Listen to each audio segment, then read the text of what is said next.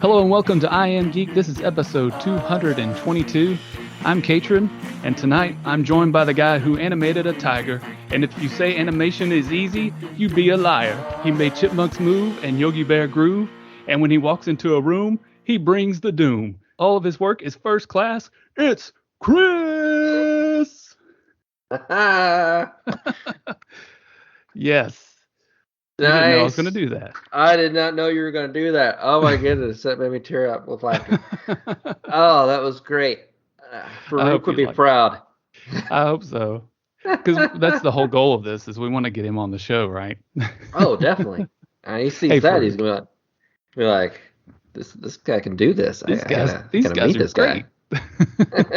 Well, if you haven't guessed already, we're talking about BattleBots. And we were watching today with my son, and I was telling him the history of it and about Robot Wars, and I kept trying to say Robot Wars when I wanted to say BattleBots, and I was like, I don't do that tonight. But anyways, thank you all for listening. Tonight Ryan is off. You'll notice it's just Chris and I. Mm-hmm. And he's on another Disney adventure. He's in Hawaii at the Aulani Resort, and he's on his vacation with his sweetheart, his wife, on their that's a honeymoon. It is his wife. Okay, all right. Yes, said sweetheart. That is his wife. Yeah. Threw me there for a second. And I always want to say they're on their honeymoon, but they're on their anniversary trip. It's their 20th anniversary, right? 20-year anniversary. So they wanted to go to Hawaii. They have DVC points, so it's easy for them to stay there, or easier, not super easy. But they're doing that. Then when they head back this weekend, they're going to Disneyland. So if you are in the Disneyland area, or you can get to Disneyland, and you can make it to Batu West, as they say, you want to try to find him, because he's got a new kyber crystal that is going to change everything. He's only shown this to a few people, including the two here. Very few people have seen this thing, and he's figured something out with the crystals, and it's going to blow your mind and change the way you do things when you use your lightsaber. So you'll want to either see him at Disneyland, or you can follow along on Instagram. So he'll be on Facebook and Instagram and showing some pictures, maybe some videos. So you'll have to check it out. It's going to be pretty cool. Mm-hmm. So anyways, enough of that guy, because he's off having fun, relaxing, and forget him on the island, as they say, right? The big island. Yeah, I guess, I don't know. Sure. But we're here. So Chris, how are you? Oh, I'm doing fine. Fine. Yeah, we're good. Happy to be here. Well, I'm glad you're here. I am excited for some BattleBots. Me too. It's one of our favorite shows here at I'm Geek, and they just started a new season on Discovery and Discovery Plus. So it's BattleBots. And before we get into talking about the current season, let's talk about the history of BattleBots. And I don't know, do you remember watching the show on Comedy Central a long time ago when it started there? I do, and I always thought it was weird that it was on Comedy Central. It was very weird, yeah. Because the Sci-Fi Channel was a thing at the time. They had Sci-Fi Channel. You would think that's where you would find BattleBots, but no, it was on Comedy Central for some reason. And that was always odd to me. It was, but the interesting thing about that is that back then, back in the 90s and 2000s, early 2000s, the late 1900s, as they say. Right? Those channels were actually showing content that made sense to their channels, like music television. MTV played music videos, right?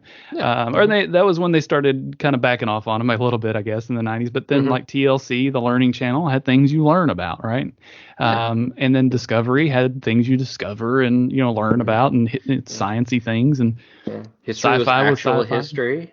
Yeah, showed actual history, and then A&E was arts and entertainment, right? So now all of those channels just show things that don't really make sense, but to your point, Comedy Central was funny things, right? Saturday Night Live reruns, or skit comedy shows, at least. Yeah, Kids in the Hall. Yeah, various stuff like that. South Park, I think, was starting up then, and everything. Yeah, it was all like strictly comedy. Yeah. The only thing that was kind of similar, but it was still a comedy show, was The Man Show. Did you ever watch The Man Show? I didn't. I know of it. I don't know. Maybe I was just I was young then.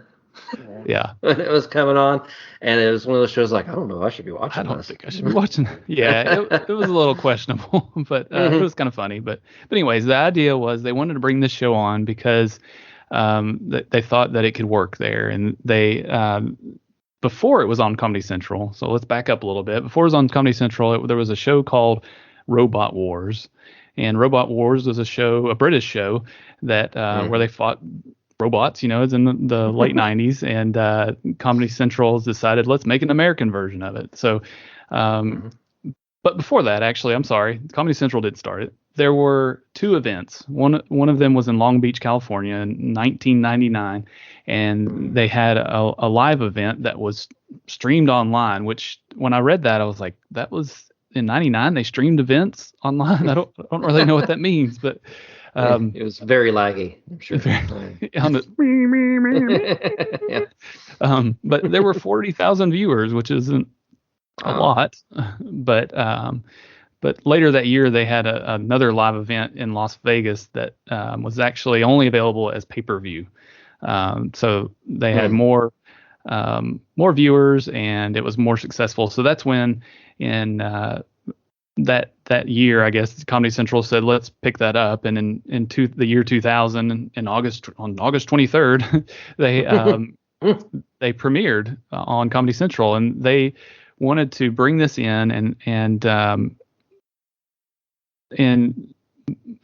they didn't just have the battles, right? It wasn't just like a wrestling show, because we'll talk about what BattleBots is in a minute, but it wasn't a fight show, right? They had sketch comedy involved, and then they tried to get super hot babes, is what the quote I read was, to make it interesting to people,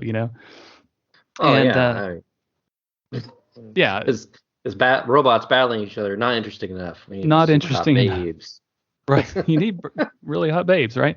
So, but one of the co-producers wanted to not do that. They wanted, I guess, semi-attractive, nerdy girls to be on there and be able to talk about the robots, but everybody else just wanted to have like Carmen Electra on the show, she was everywhere in the 2000s. Yeah. So they tried to add comedy into it so it could work with Comedy Central and have this kind of over the top battle show, right? So it didn't last too long. It lasted for actually 5 seasons, but only 2 years. I thought that was interesting. It was like it was in its 5th season, and it was only 2 years old. Because nowadays a season it may be only 8 episodes, but that's all you get in that 1 year, right? Of any show. Right? I mean, that was I thought that was kind of crazy, because it shows the time we were in, right? We were watching shows that lasted all year just about, and they had breaks now and then, but they lasted a long time. And if it was for that year, like it would start at like pretty much kind of in the summer, beginning of the school year, a show would start. It would go through until about summer was starting again, and then they would throw in shows during the summer that were just like filler shows while they ran reruns of everything else. So basically, like if you're watching the season Friends, you would watch, it'd be like season 5, you're watching it, and then it hit summer and they just start it over again. You watch season 5 again over the summer if you missed anything. Right. Because we didn't have like all the DVRs and stuff like that. Yeah, it's crazy. It's like they had a bunch of content and they had all these stories that they could write, and sitcoms and television have been around for a long time already, but in the 80s and 90s, that was the boom, right? All the the TV shows, the sitcoms were the big thing, right? And there were tons of stories to write. And I guess that's the problem now, is that you've kind of run out of content, of things to write. And that's why reality TV is really taken off, because it writes itself in some ways, and people are crazy, I guess. It's a lot. I believe it's probably cheaper to make for a lot of it, because they have writers still, but it's not like you have to plan everything. That they want the unexpected in those shows. Right. Yeah, that's the point. Yeah. Yeah. So, anyways, so the Comedy Central kept it for about 2 years, and they dropped it. They got bored with it. So then in 2015, so from 2002 to 2015, we didn't have any BattleBots, right? But ABC picked it up in 2015 and revived it, and they had it for 3 seasons. But when ABC picked it up, there were new commentators. I didn't mention the commentators that were on the Comedy Central version. I don't remember who they were. I mean, I don't even remember. The names kind of sounded familiar, but I was like, it doesn't really matter. It's not what BattleBots is today, right? Because and I didn't realize this in 2015. That's when we picked up Kenny Florian of UFC fame, which I don't watch UFC, but he's a big UFC guy apparently. And then Chris Rose, who was on the NFL Network, and they've been on the show since 2015, and then also Faruq was there as well. I don't remember all of this, but I do remember watching it when it got picked up on and off because it was hard to find it. And I guess I feel like I never remember to watch it, And it's so much easier now to watch that stuff because it's like, well, I'll just queue it up on the app, find it or whatever. Yeah.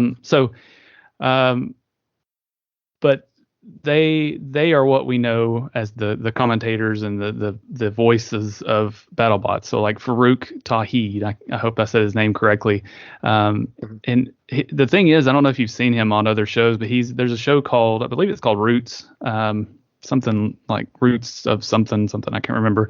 But it's he goes around and gets with families to find out their roots, and talks with them, and he's real calm and not the same person, and he ends up they help that family or do something like that. I don't know, but it's about family, and he seems like a great guy, and it's again a totally different person. Then he comes over to this show and he's this ring announcer that announces kind of like I did at the beginning of this episode, each of the contestants, and he makes the show for me as well as the commentators. He's great.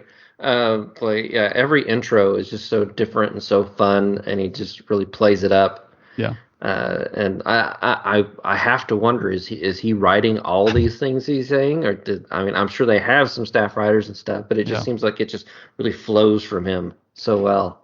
It does, and today I spent time studying when we watched it how he spoke, and I practiced the thing I did at the beginning, your intro, and I tried to make it sound as much like him as I could, and of course I got a little bit nervous reading it, but it still worked out. It was fun. That was great. But it's somebody we'd love to have on the show. So if you're listening, Faruq, please come on to the show, and we'd love to interview you and talk about your life and how you do what you do and what makes BattleBots so great. So anyways, so now that we got the history of the show, why don't you tell us, Chris, what is BattleBots? What is BattleBots? Well, BattleBots, we've kind of gone over a little bit, but basically sum it up, it's a robot combat competition that takes place in an elimination style tournament. Where designers build, operate, and battle their destructive robots until a champion is crowned. and basically, when it starts out, there's about 60 competitors or whatever, and each of them go through like 3 matches, and based off their win ratio and points scored and everything throughout those battles, they go to the 32 winner take all bracket. And that's the typical like sports bracket that you'd see, where it's like one match and you're out, and you move on until whoever wins the was it the golden nut or the big nut? The big nut, I guess. It's a big nut. I don't think it's golden. No, it's silver looking, which is funny because you think gold is what you usually get when you're the winner, right? But it's a big silver. It's a giant nut, which I guess they are silver, right? They're not gold. Mm-hmm. So it makes sense. I guess so. Why not? But yeah, that's basically it. Each competitor builds their own robot. There's usually teams. They're usually sponsored by Autodesk. It seems about every Yeah, that's the big sponsor of the show, right? Is Autodesk, and they Autodesk is like design tools, right? They are big. That's who makes the big CAD tool that people use, the computer aided drawing. Is that what that's saying? I don't know, but drafting, I guess. So that they help them probably in what they call the pits. There's this big room where they all get to work on their robots in their little sections together, and if you've not ever watched this show, and I encourage you to do so. But when you think of a robot, you all usually think of something that's walking around, right, or moving around, or Johnny Five. Like Johnny Five, yeah, stuff like that. So these are really low to the ground. They've got wheels usually, and they have some kind of weapon on them. There's different types of weapons. There's the wedge is one of the weapons. There's a drum or vertical spinner, as they call it. Then there's a lifter or a flipper, where they can actually get underneath a robot and flip it up in the air, which is really cool. Launch it in the air, yeah. A crusher, which is where there's an arm that comes down and crushes down on top of the robot, like a hammer or something. Yeah, like a hammer or something like that. And they're coming up with new ways. Oh yeah, and then the horizontal spinner is a big one as well. Yeah. And this season, in fact, and we'll talk about this season a little bit more in a minute, but they're coming up with new ways to new weapons or new ways to use the weapons too. So it's interesting, and also what they've started doing in the last 2 years is adding multiple weapons or having multiple weapons on their robots instead of just that one thing, not a one-trick pony.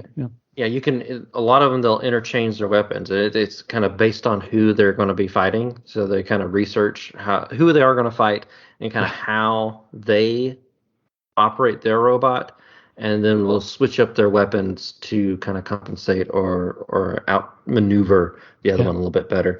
And then also, in the past few years, it may have been when they started on ABC, they started allowing little mini bots.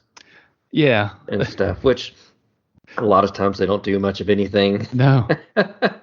Except for today. I mean, it was the one that was on YouTube that one of the extra episodes, they had the one that actually helped the other person attack the other, or not the other person, the other robot attack the other robot. Yeah, most of the little ones are trying to get up underneath the wheels and stuff of the opponent to try and trip them up. And then they've also... I haven't seen it this season, and I don't think I saw it that much this last season, but drones. They started allowing drones. Flybots. Yeah, flying robots a little bit. Yeah, I saw that in the rules, and I guess I hadn't seen that too much, but I saw that there were flybots, and that they have, of course, all these specifications of how big they can be and things like that. But yeah, because overall, like, your bot and the mini bot have to add up to a certain weight. Or whatever. Yeah. But typically the drones, they try to put like flamethrowers on them. Yeah. I haven't seen one work very well to do any damage or anything. Yeah. But, it's kind of fun every now and then to see them mix it up. It is. It's interesting. That one of the robots, Kraken, which is a chomper, I guess, it has a bot that looks like a narwhal, and it doesn't do anything. Like, it has this big horn or whatever that is, that narwhals have, and it doesn't do anything except annoy the other person, probably. Yeah. It gets run over by both bots, really. Yeah. Yeah, it almost looks like it runs around by itself. A lot of those mini robots, there's no real control on them, it seems like. Well, typically, like, at least from what I've seen, the mini bots are controlled by, like, if the people have kids, like the team have, like, some kids on there, they'll give, like, a little mini controller to the kid to drive the little mini bot around. Yeah. They can participate. Right. Yeah, it gives them something to do, right? Yeah. But one of the things I really like about the show is it gives an outlet to us geeks and nerds, right? It gives them a chance to show what they can do and make them feel like a rock star, or even like a professional wrestler or a boxer or something like that, because they go to great lengths making these introductions, like we saw earlier, and really build it up. And it's more so on the television broadcast of it, it seems. But they do all these photo shoots with them and these video shoots that they show between the fights and all this, and it really builds them up, and some of them really get into it and play the part. look like that rock star, and they get into it, and they are intimidating in some ways, or they're just having a lot of fun, And then there's some that are just there, But yeah. The writers probably make up some of that drama with, like they do in wrestling, I'm sure. where, because they make it look like these guys are at each other's throats, or they really hate this guy, But yeah, they always kind of they'll pick kind of a villain of the season almost, or whatever. It's typically about like a couple people, the same kind of couple people who really like to play it up and just enjoy themselves. Yeah, I don't know. I lost my thought there. So there are a couple of robot teams that I think really like to play it up, like the Mad Catter. I don't know if you're familiar with him. He looks like he looks like a wrestler, Hacksaw Jim Duggan, and except for he doesn't have the long hair, but he has the look. But he'll act just like him in some ways. I think that's who he kind of personifies. And a little bit of Macho Man as well. They do. People have put his face on Macho Man, Randy Savage's picture, and they hold it up on posters and things. I don't watch wrestling. I'm not one for like sports and competitive shows necessarily like this and everything. But I mean, it's robots, and it's robots fighting robots, and that really draws me in. I can't help but get pulled into this kind of thing. It's really fun. It is. It's fun, and like I said, there's a few that really get into it, and try to be that villain, like Tombstone and Hydra. Those, and really, I guess it's not the robot that's being the villain, but the guys that drive them are the villains, and people put mean like eyes on the robot. And people think of those as the heel or the bad guy of the season, and then, but those guys have been losing lately, so. It's they're not so much the threat anymore, It's becoming these younger guys that are coming in with the new things, So, all right. Well, you talked earlier about the size of the robots. They actually have a limit of 250 pounds, and the flybots can be up to 20 pounds, and then 10 pounds, and then those mini bots can be up to 20 pounds.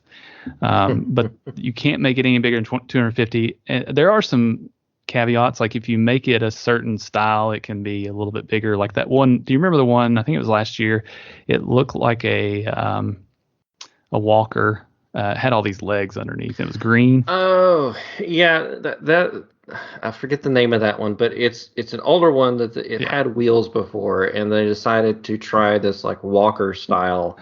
Yeah. And it didn't work very well. No, it was really slow.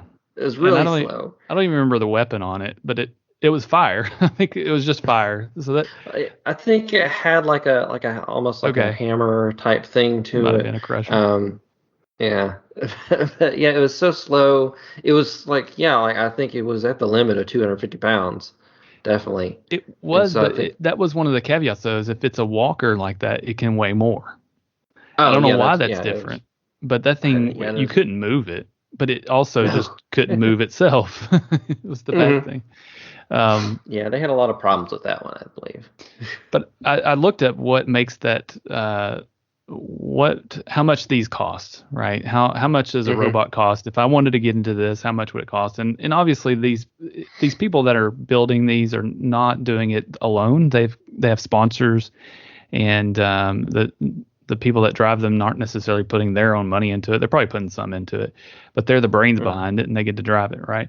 But I wanted to know how much they cost, and then how does that made up? So it's $25,000 on average for a 250-pound robot.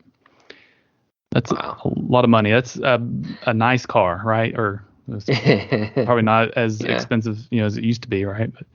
But or more cars are more expensive than they used to be. But so what makes up that $25,000? There are $2,000 to $8,000 are raw materials, and $3,500 to $10,000 are the components. So all the motors and gears and switches and magnets and tanks and all this, and then prototyping is $5,000 to $10,000. So that's just prototyping is just trying to make it look what it's going to look like and what it might do, what it might, how it might work.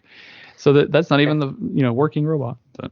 Yeah, and I mean, and then once these matches are done, some of these are pretty much scrap metal by the end of it, and so they've got to almost completely rebuild a lot of this. So they've got to have all the extra parts and almost like a separate robot. Another robot. Yeah. Well, yeah. So there's batteries in there too, and that's one of the things that gets damaged a lot during battles. They've got to make sure there's armor that can protect those batteries, but do it in a way that doesn't make it too heavy. Because if one, you've got a limit of 250 pounds, which is super heavy, right? But two, you don't want it too heavy so it can be fast. So there's this balance you've got to find between making the armor good enough, but also making it effective and strong, right? Because even the weapons that they use can be heavy. Like the blades that they use are super heavy and strong. And then, of course, all those, again, materials, or not necessarily materials, but the components that make the whole thing work can get heavy as well. And expensive. But the most expensive one, I had to look this up too because I was curious, but is Hypershock, and it cost around $50,000. That's crazy. Which is a lot of money. And it is one of the nicest looking bots that's out there. Like it looks really nice, and it does okay, but it doesn't perform as well as a lot of the others. I think at one time it was one of the ones that was good or did well in the past, in the old days, because there's a lot of people that do these fights that have been around for a long time, since maybe not since the Comedy Central days, but maybe I'm not sure. The guy that's like what they call the Ghost Whisperer, or not the Ghost Whisperer, the Robot Whisperer on there. He's kind of like a side commentator. He's on there. He's from the beginning, I think, from also getting and he had a bot called Ronin. Okay.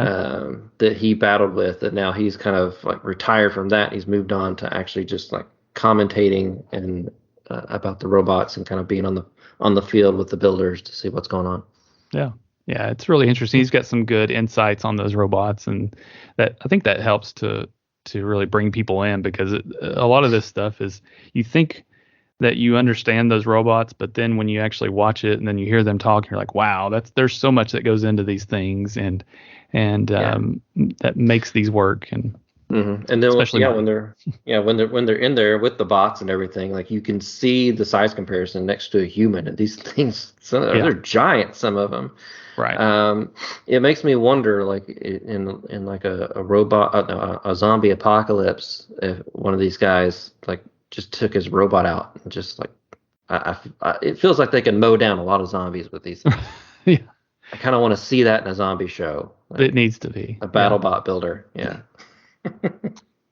So we talked about weapons earlier, but there obviously all kinds of different ways you can do. They're trying to figure out new ways, I should say, to make these robots better and stronger, and again, combining weapons. So there's some that actually have the vertical spinners, and maybe there is one robot that has a vertical spinner in the front, and then in the back they have a horizontal spinner. I forgot who it is, but I thought that was really interesting. There's some really odd ones too that that have not really worked too well, but they're fun to watch. I listed a few here, like Huge. Huge is a very large, it's huge bot that has large wheels. Like there's a certain width and height that these things have to be, mostly width. It has to fit in an 8x8 box. Okay. Which is pretty big, but it's still, it limits you. So that's good. But Huge has these wheels that are 2 times the height most of the time, at least 2 times the height of most of the robots. So the thing sits up super high, and it has this blade that spins vertically in the middle of it, and it allows it to kind of roll over another bot. So the bot is in the middle of the 2 wheels, and then hit it with its blade is the idea, right? And one of the opponents that he had last year actually figured out a way to stop him. We talked about earlier how they have different weapons that they can add and to try to combat these different robots. And Hydra, the driver of Hydra, figured out that he could add this bar, this like I don't know what you call a big bracket on it, and it would basically push Huge around. You've got to see this to really understand what we're talking about. But it was just this big, huge bar that he could really just push him around, not even do anything to him except push him against the wall. And he controlled him and was able to win, I think. Yeah, because I mean, there's a scoring to it. Like control is like up to 3 points, damage is up to 3 points, something like that. So I mean, there's different categories to score in, and basically, he controlled the match. There wasn't any real damage done, but he won all the points for the other categories.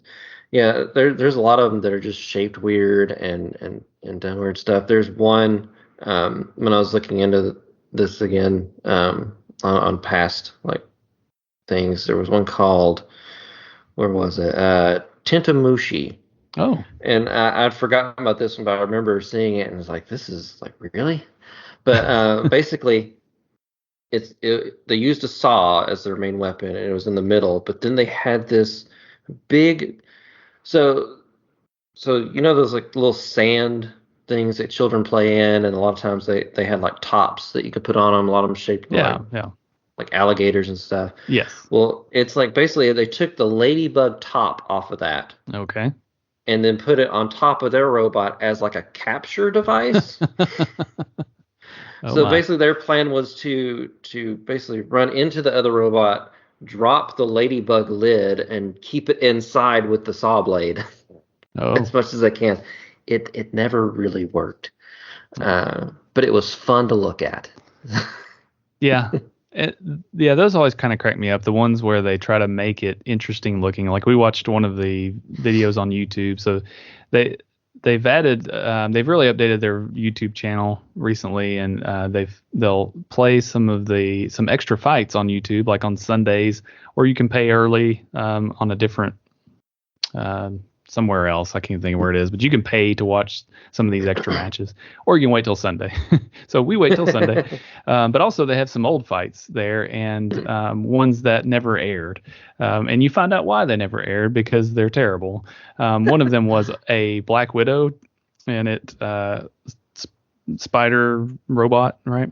It had a cover that looked like a Black Widow, and I don't even know what it did, except there was fire coming out of the back of it. And I'm pretty sure it wasn't supposed to do that, but it got destroyed. It was terrible. I felt bad because it looked like a family, and I was like, "Wow, okay."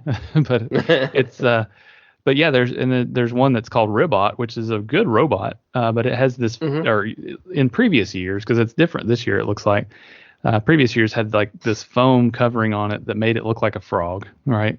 So it was kind of weird, and it was like that's silly to have all that on there, but it was still a good robot, Yeah, there's one shaped like a metal shark that one was interesting. Fire. It was articulated too, which was the cool thing, is that it could use its tail. So yeah, there's a lot of fun designs, not necessarily great designs, but fun designs. Yes. People that just want to come in and have fun with it. Yeah.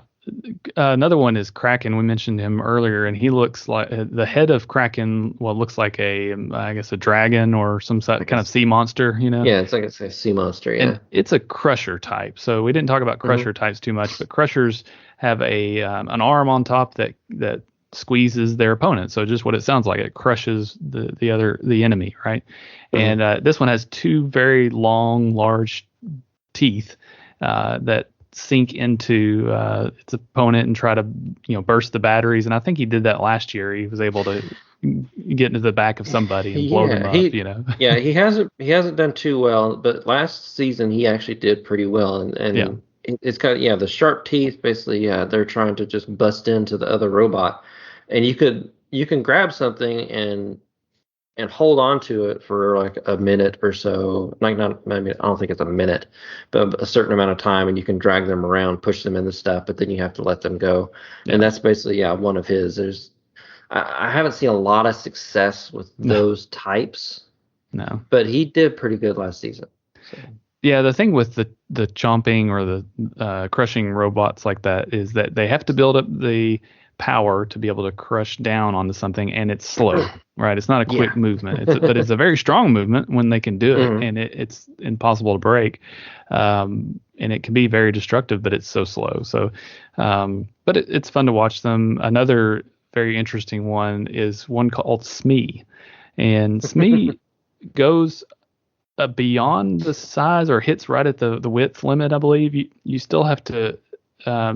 Well, let me describe, I guess, what it looks like. So most robots, we didn't get too much into this, but most of the robots are kind of a square shape, and a rectangle shape or something like that, and they're very, very low to the ground, and maybe half a foot tall. I don't know. Maybe they're about a foot tall. I don't know. They look smaller on TV probably than they really are, But they're really low to the ground, and one of the styles is a wedge, and a wedge allows the bot to get underneath the opponent and flip it up into the air, or maybe not just flip it into the air, but just kind of roll it over or bang it into something, So Smee is a wedge type, right? And it's so it's not just Smee like SMEE, it's SMEE with a lot of E's, because Smee is very wide, and it's weird because it's kind of a chained robot, I guess you'd call it. Like it's like a chain or like a snake that moves sideways.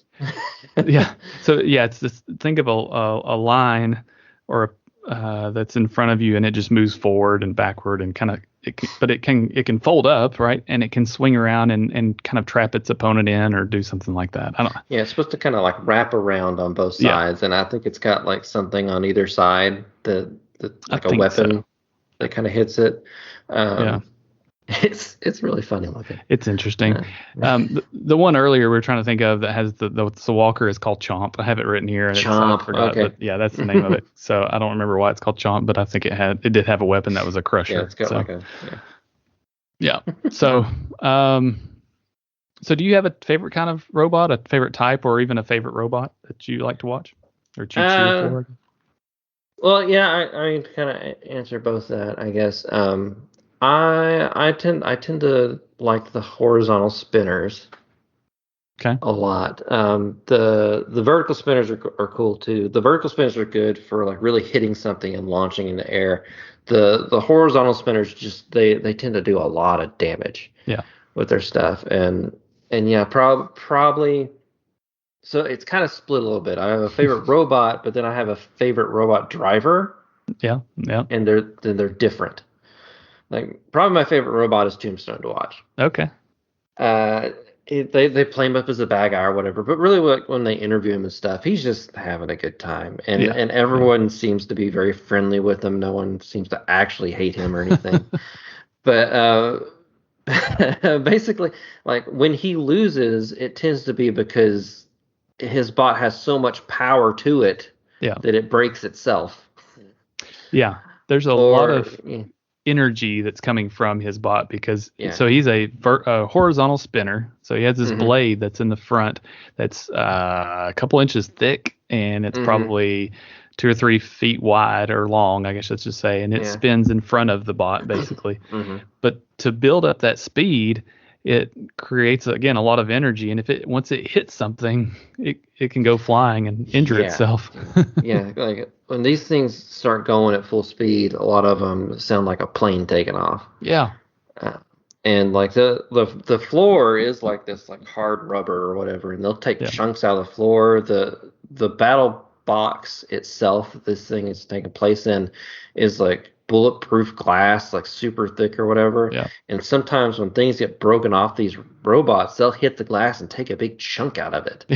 That's the best. And and they like scare the crap out of the commentators. But that's when you know how you have a good fight is when things fly into the windows. And that's why I like Tombstone's matches a lot, because there's lots of things flying everywhere typically, and it always, for the most part, I believe, ends in a knockout. It's just really fun. But yeah, that's Ray Billings. He's the driver for Tombstone. But like, probably my favorite like robot driver would have to be Donald Hudson with Lockjaw. He's been in BattleBots probably since the beginning. And he just seems like just a super nice guy. He's like one of the best drivers in the game. He's always very humble or whatever if he's winning or losing. he just seems like I kind of want to hang out with that guy. Right. He seems fun. He seems nice. You kind of feel sorry for him though, because he does put a lot of work into it, and he's probably very intelligent. I mean, all these guys are super intelligent. And what's funny, I guess, kind of a side note is, I was thinking about this, is that they're all super intelligent, but you wouldn't necessarily think that if you saw them on the street, right? If you saw the guy from that drives Hydra, you'd think he looks like a jerk, and just like he probably doesn't have a good job or something. I don't know. You think poorly of him, I guess. I don't know. In some ways, he wears his hat backwards. He doesn't seem like a nerd. Backwards all hat. This stuff. Yeah. But he is. He's probably this really super intelligent guy, and probably makes lots of money. Doing something. And some kind of engineer, I'm sure. But anyways, with Donald, who you're talking about, he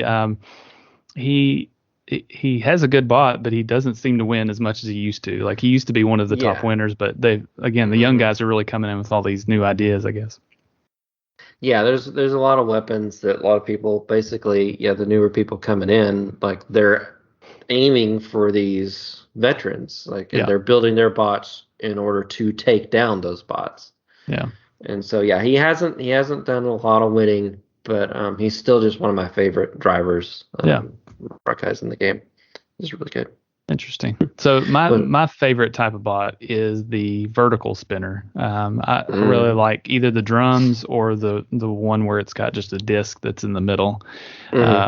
Those seem to be have the ability to be some of the most destructive, because they're just grinding away at their opponent. Unfortunately, what that ends up turning into is a lot of them don't end up being that great. Like, one of my favorite looks is Minotaur. I think he looks really cool, and he's got his wheels protected and all this stuff, but there's something about it that something always messes up, and he doesn't end up finishing. Yeah, he's one of the kind of veteran players too, and he did really good. But this past few seasons, they've been having a lot of trouble with their bot. So there's one that's similar to him, that's Copperhead. I like him a lot. And he does really well. He's a good driver, the guy that drives him, whatever. And of course, the in game that won the whole thing last year, they're from New Zealand, I believe, right? Their bot is one of the lowest to the ground, especially with being a vertical spinner weapon, and that really helps. Like, there's barely any air underneath that robot. So nothing can really get under it to flip it over, right? Yeah, and we didn't really talk about this necessarily, or anything, but like the battle box itself, I mean, they have kind of obstacles almost within them. On the sides, they have what they call screws, which are basically screws that rotate, that you try and push the other bot into, and it kind of messes them up or gets caught up on the screws. And then they have what they call kill saws in the ground, that at a certain point in time during the match, the kill saws will come up, and basically it's a buzz saw or whatever, which I don't think it has like really sharp blades on them, but it comes up and hits them enough. Like, the kill saws did a lot more in past years than they have recently. They'll come up and they'll maybe hit them here and there. But the problem with the kill saws I see was with like in-game stuff like that, where they have almost the wedges in the front that are kind of pointy, almost like a spike or whatever. They'll get caught on the opening to the kill saws. Yes. Because they're so low to the ground, they just go right in there and they'll get stuck. Well, you'll see them all of a sudden, they'll just go boom, they'll kind of jump up into the air, and you're like, what happened? They just get caught on the ground.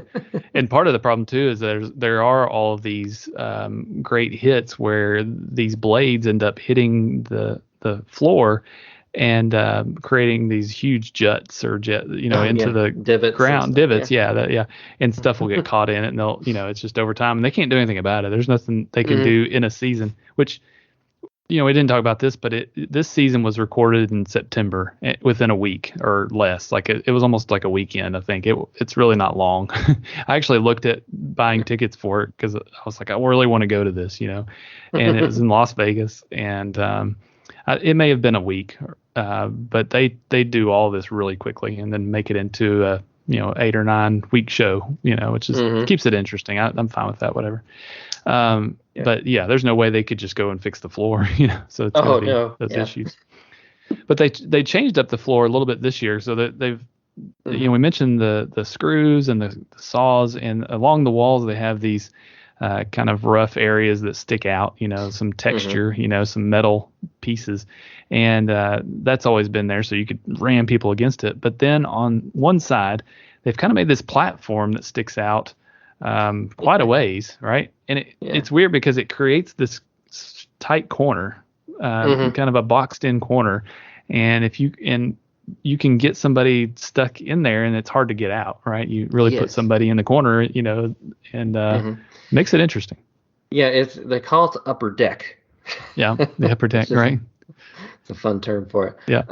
But yeah, basically, like, they have 2 screws on the front of it, and so a lot of people this season are trying to get their opponent onto the upper deck to flip them up there, and I guess like that gets some points for that more and stuff like that, and trying to get them stuck up there.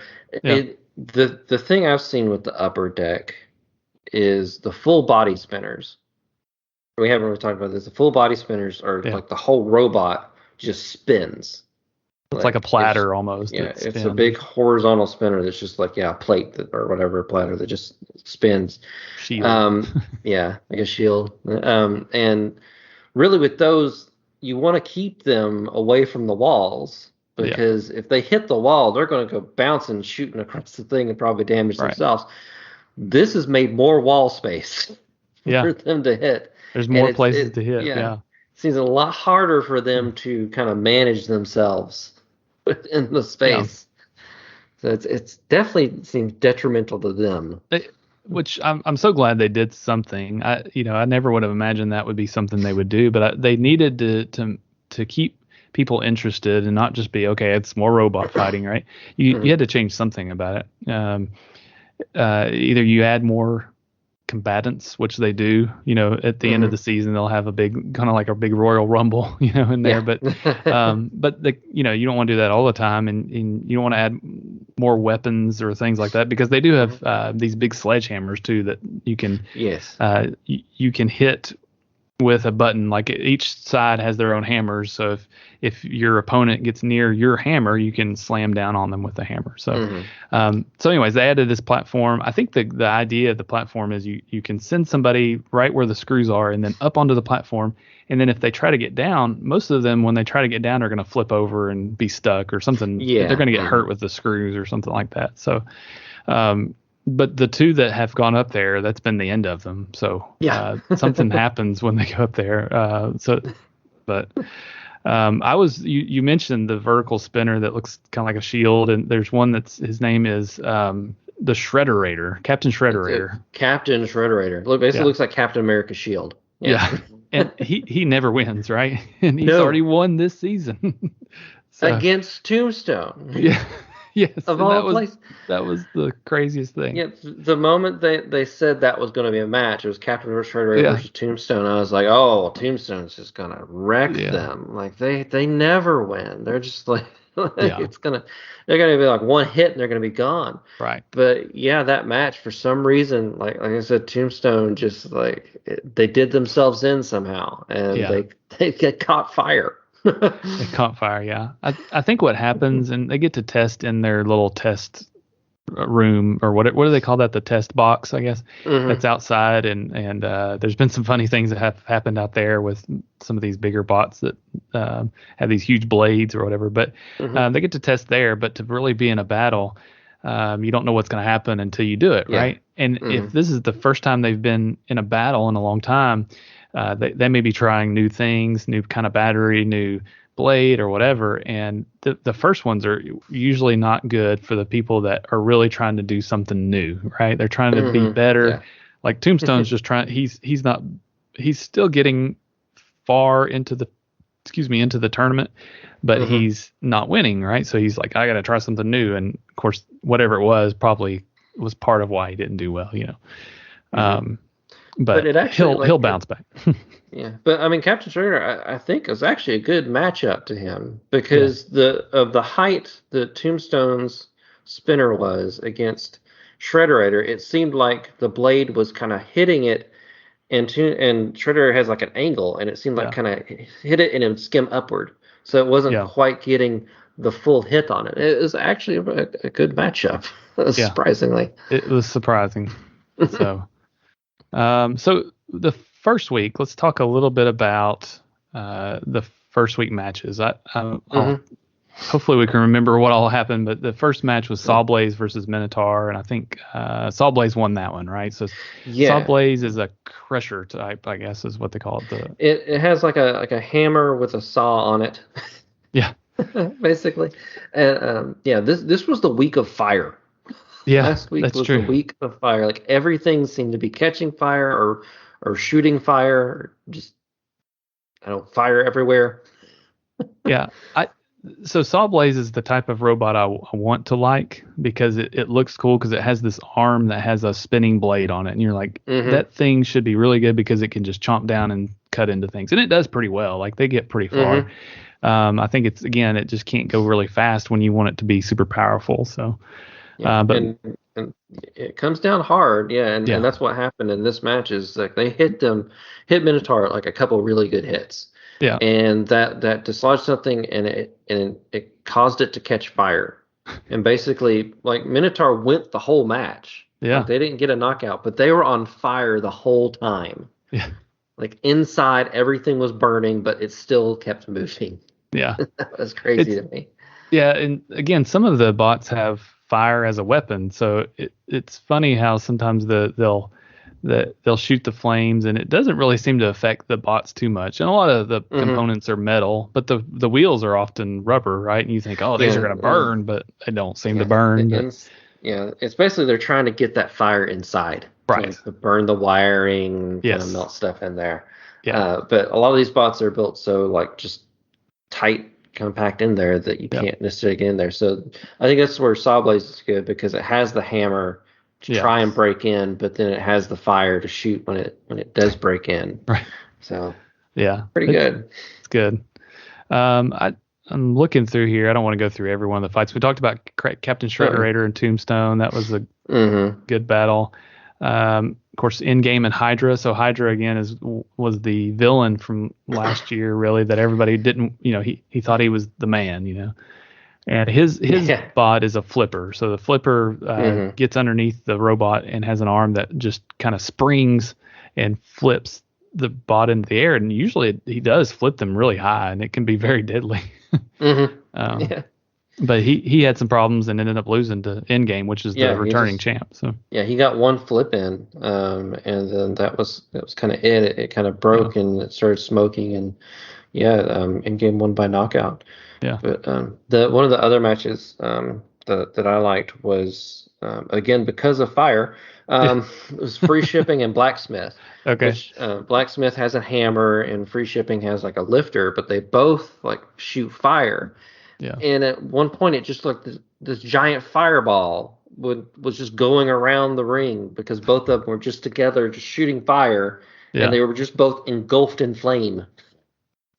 Just moving around. It was crazy. It was so fun. It was crazy. Last year there was a huge explosion. I remember texting you like, "Did you see that?" Yes. I don't remember who it was, but it was incredible. It was one of the make a better story, but it was one of the ones that shot fire, and basically the other one managed to hit their like whatever was producing the fire with the gasoline stuff. That basically managed to hit that and break it open. Yes, I guess, and it's just everything just caught fire, and just like you could like see the wave of the explosion come off of this thing. Yeah, and just like the windows rattle, and just like everybody that was outside the ring just shoot back really quickly. That was nuts. Yeah, so just knowing that could happen makes you want to watch it. Every time you're like, there could be an explosion, something could fly against the window. But this one had. So we've watched the YouTube exclusive, Deadlift versus Jackpot, and Jackpot is a robot that a guy that works in Las Vegas, right? He's from Las Vegas, and he was kind of a newbie, right, last year, and did pretty well. Like his weapon is kind of big. It's not don't want to say huge because that's the name of another robot, but it spins pretty well, and he ended up winning that one against a robot that's been around for a bit longer. But he was a flipper, so yeah, deadlift. Yeah. So, but this week I think was even better. We just watched it tonight. It comes on Thursday, so if you've never watched BattleBots, about said Robot Wars, BattleBots, then if you have Discovery Channel or have, I think you can even watch this for free on Discovery's app. So if you have it on a smart TV or something like that, you have to watch commercials and things like that. But if you have the Discovery Plus app, you can watch it without commercials and watch it anytime you want to on the day it is released. So you don't have to wait till 8 o'clock at night. You can watch it that morning, Yeah, I love that. Yeah, we've had Discovery Plus for a bit now, and I've really liked that app because no commercials, and it drops like that morning, so you can just watch it whenever you want to. It's really good. Yeah, it's good. So we watched it today, and there were some good battles today. So Mad Catter we talked about earlier, who he had a win against Yeti, but Mad Catter's the one that kind of has the wrestling persona, Yeah, and Yeti's like a veteran. They came out of retirement, and they've kind of totally revamped their bot, and so this was the really first match with this new bot and everything. So they were having some trouble with it. And Mad Catter Mad Catter did get flipped, I believe, one time big in the air, but then it came back with a vengeance and just really like knocked Yeti all around, and came out with a knockout. Yeah, it's really a lot has to do with the driving and the weapons. I mean, you have to have a good weapon and then durability, of course. But if you're a good driver, you can get away from some of these hits. Sometimes you're like, come on, just hit them. But they're so good that they can avoid some of these hits. Yeah, there's one I haven't seen in a bit called Duck. It doesn't really have a weapon per se. Like it's a flipper. It's a flipper, but I've never seen it actually flip anything. Basically, it is built to be durable. It's basically built to outlast these things. Where like some of these big heavy hitters, if they do too much hitting, they'll hurt themselves, and it's built to withstand all that. And it's a nice it's an underduck, I guess. Duck actually has a new look this year. I don't know if you've looked at any of the pictures, but it's. So before it had these arms on the sides, and in the middle it had the duck bill, and that's what it used as its flipper, right? And it was kind of pointed. Now it doesn't have the arms. It's almost like they cut out a section in the middle, and they have this flat ramp. And I haven't seen it in action yet. I just saw pictures. You can go to battlebots.com and look at the current season, and you'll see them. But it looks like it's just a different kind of flipper. That again doesn't have the arms like a traditional flipper. It's just kind of like in the middle. So I'm curious how that's going to work. There was another bot this year, Blip, that has the new style of a flipper. It's a wedge flipper. It's basically like what they described it was like a trebuchet, where it has like a rope inside of it that twists and builds up the energy by pulling it back, and then releases, and then it flips it. To me, with that one, it's cool, and I like that they're thinking outside the box and everything. But it just seems like in between flips, it seems to take a while. Yeah, like they can't just like flip and then flip again. Bronco is a really good flipper. From the past, and they can flip. They only have so many flips, but they can almost do it like one after another if they wanted to. But this one, it seems to they have some build up before they can flip. Yeah, but they did good though. They did. Won. Of course, they were against Rusty. Right. So when we're talking about bots at like $50,000 or whatever. Rusty is a bot that this guy made on his family's farm out of just junk that he found. So like it's just like a few $1,000s basically. It has like a popcorn bowl, like a head. Like it almost has like a face, and it's got like a little hammer thing on the front of it. And a mailbox, I think, is somewhere attached to it. It seems like it. He's kind of become a fan favorite just because he's definitely an underdog. Like he's just coming in on his own, built this thing on his own. And it seems to be pretty durable for the most part, but yeah, he just, I don't know if he's won anything though. He may, I don't like he remember, but has. yeah, you want him to win though, because he's the underdog, and he's using parts he found instead of spending all this money. And I mean, I'm surely to goodness he's getting some help from some sponsors, at least this year, especially. Well, hopefully this year he did.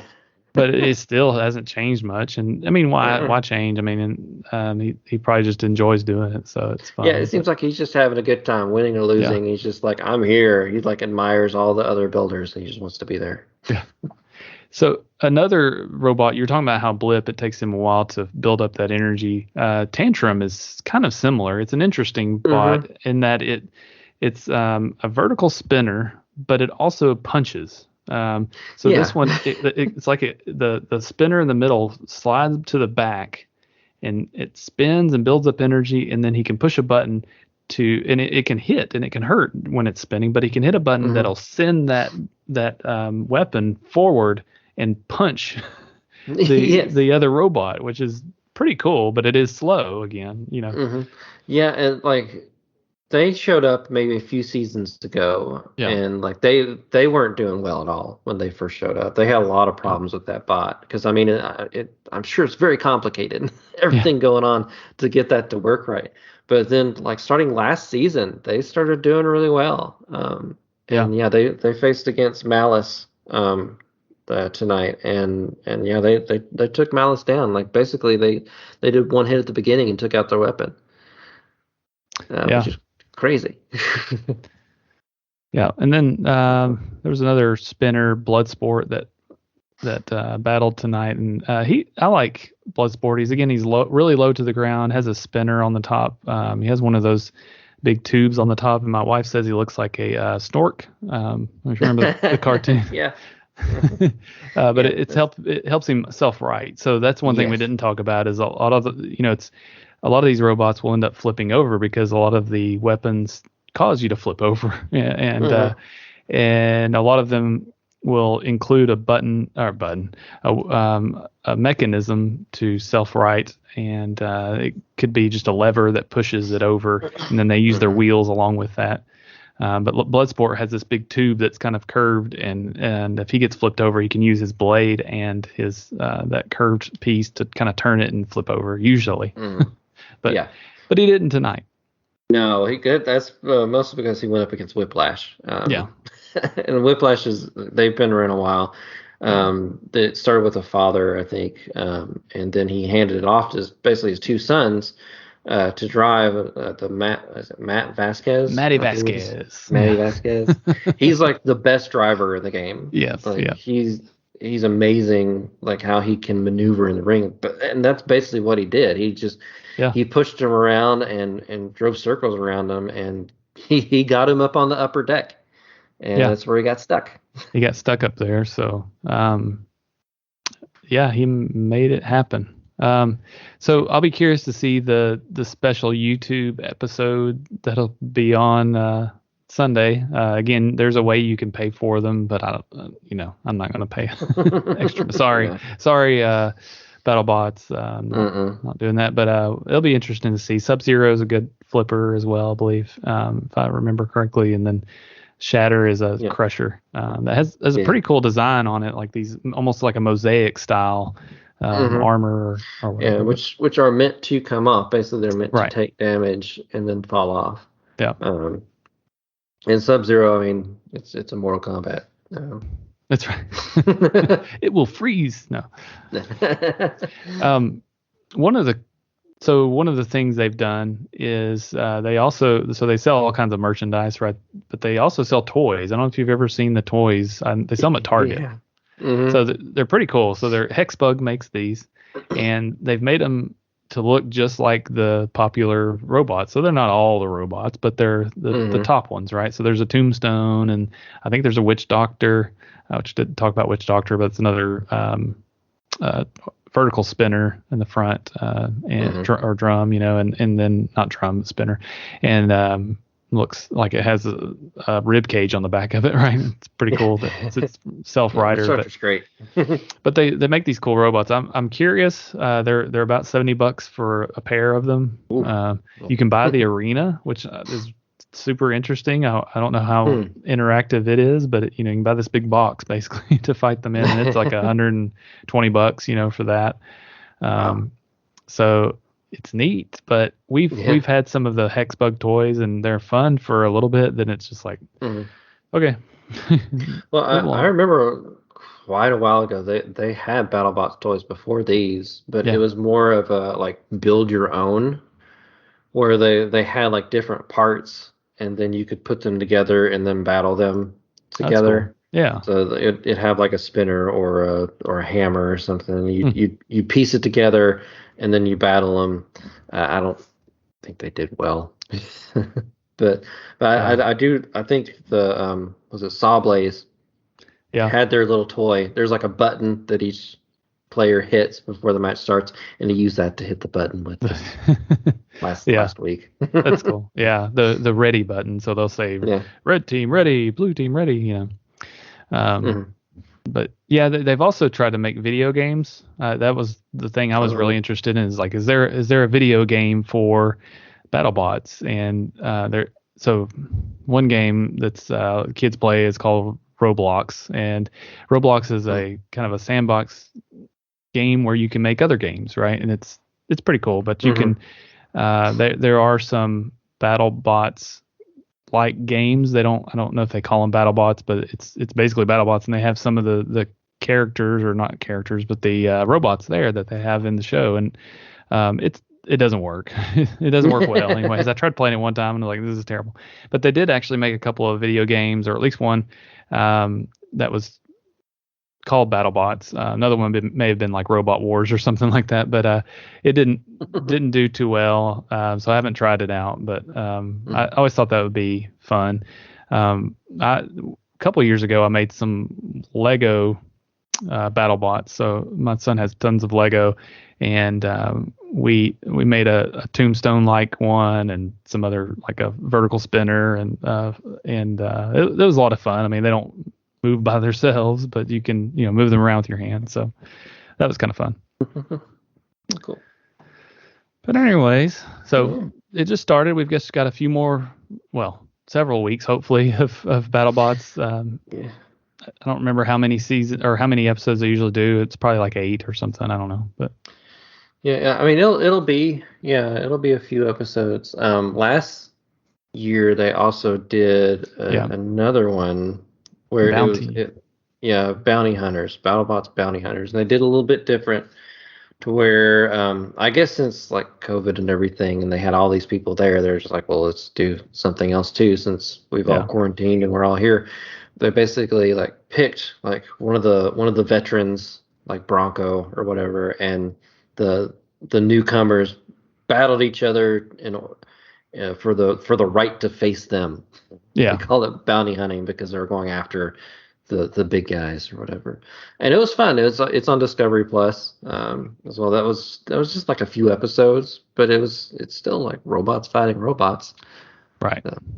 Yeah, they were putting out a lot of content last year, and probably because they wanted to put out more fights and just to have content, and get people interested. And so that was a lot of fun to watch. I hope they do something like that this year. They usually too at the end of the season before they have the championship, they have what they usually call Desperados, I think is what they call it, but it's where the kind of a last chance, and they put them all, or a bunch of them at least, into the ring and or the box, and see who comes out on top, I guess. But it's ones that have lost a bunch and they're kind of limping along usually, because it's kind of like Demolition Derby. So at that point, it's a lot of fun to watch. So if you haven't watched it, again, it comes on Thursdays on Discovery Plus. And I can't wait to watch more. Anything else, Chris? No, I believe that covers it. Awesome. Ready for some more robot battles. More robot battles, yes. So next week we'll be back.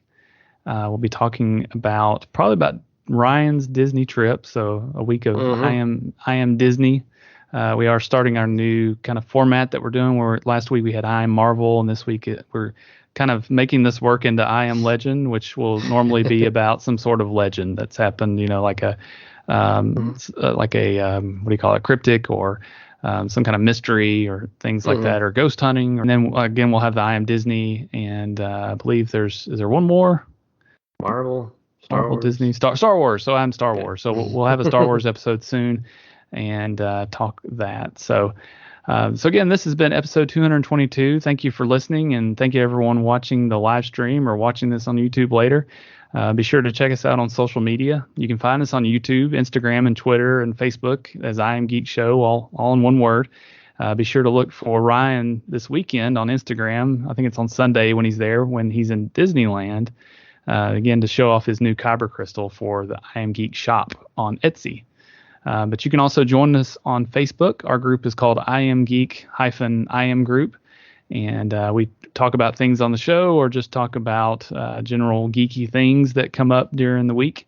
And if you're watching this on Facebook or YouTube, please remember to like and subscribe, and comment. Let us know how we did. What do you think of the show? And if you watch BattleBots, tell us what your favorite bot is. But you can listen to this and all of our episodes wherever you listen to podcasts. And if you want to support the show by wearing our merch, you can go to shop.spreadshirt.com/iamgeek. And if you can't remember any of this, you can check out our website at iamgeekshow.com, and we've got links to all of that there. And thank you for listening, and we'll be back next week with an I Am Disney episode, again, to talk about Ryan's trip to Disney. Have a great week. Bye-bye.